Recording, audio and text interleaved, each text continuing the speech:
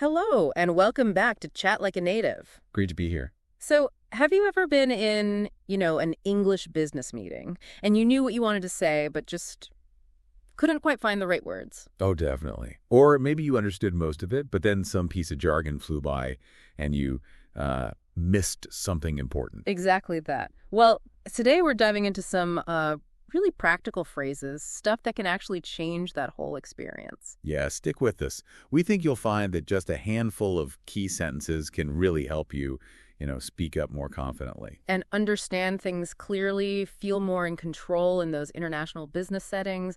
These are phrases you can use pretty much immediately. It really is amazing, isn't it?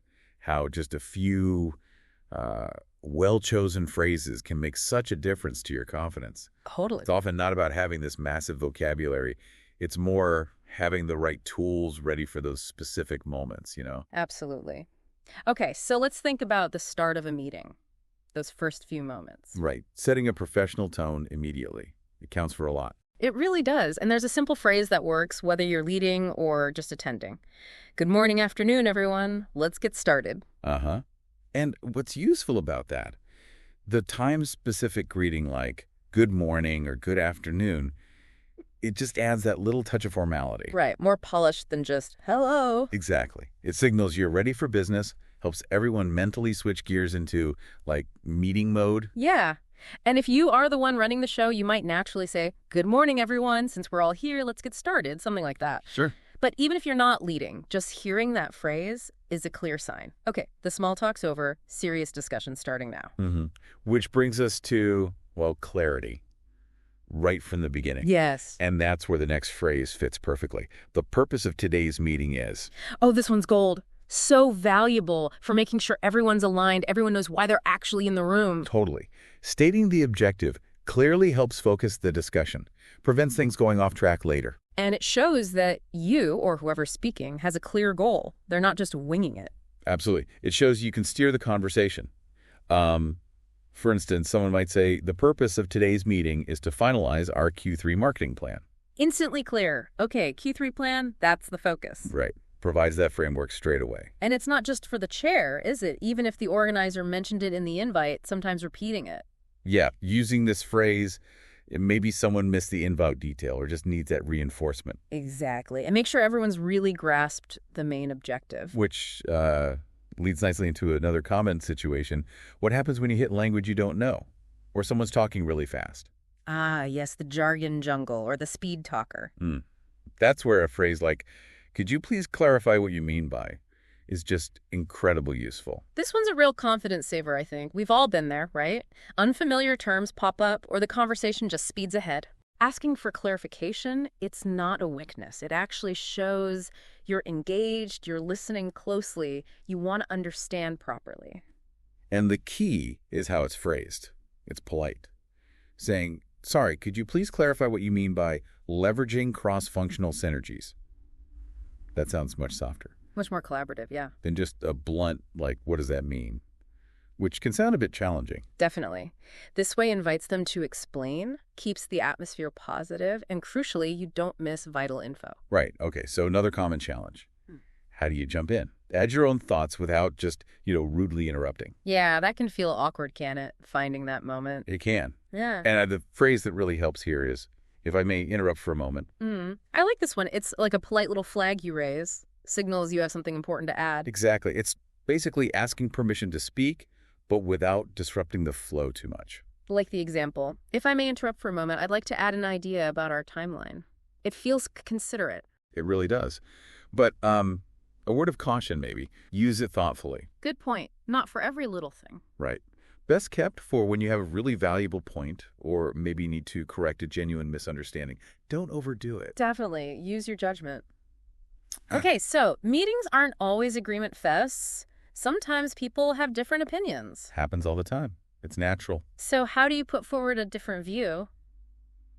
Respectfully. Diplomatically. This is where a phrase like, I see your point, but had you considered, is just so effective. Disagreeing tactfully is a key skill. I really like the structure of this one. It starts by acknowledging the other person, shows you listened, you understood their perspective before you offer something else. Precisely. That initial validation, I see your point, can really take the heat out of a potential disagreement. Minimizes friction. Yeah, it feels less confrontational. For instance, you might say, I see your point about reducing costs, but have you considered the potential impact on product quality? See? Balanced. It shows respect for their view, but also your own critical thinking. Very professional. Very. Okay, what about when you have a whole new idea? A different way forward? Like not just tweaking their idea, but proposing something else entirely. Exactly. In that case, may I suggest another approach? Works really well. That sounds helpful. Constructive. Right. It frames your suggestion positively, not like you're just shooting down what's been said, but offering a potential alternative. It avoids sounding confrontational. Like the example, may I suggest another approach? We could pilot the new feature with one client before a full rollout. Yeah, that positioned you as a problem solver, someone contributing solutions. Yeah. Very positive framing. Okay, great. And finally, wrapping things up, making sure everyone leaves on the same page. Yes. Summarizing. Absolutely essential, but sometimes overlooked. So important for avoiding confusion later. Wait, who agreed to do what again? Exactly. So the phrase here is, to summarize, we have agreed that. Perfect. Just recapping those key decisions, the next steps, ensures that shared understanding. It really does. For example, to summarize, we have agreed that Maria will draft the proposal by Friday and John will review it by Monday. Super clear. Crystal clear. Accountability right there. And you can use this not just at the very end, right? Yeah. But maybe after discussing a specific agenda item, just to lock in the agreement before moving on. Good point. Keeps things tidy as you go.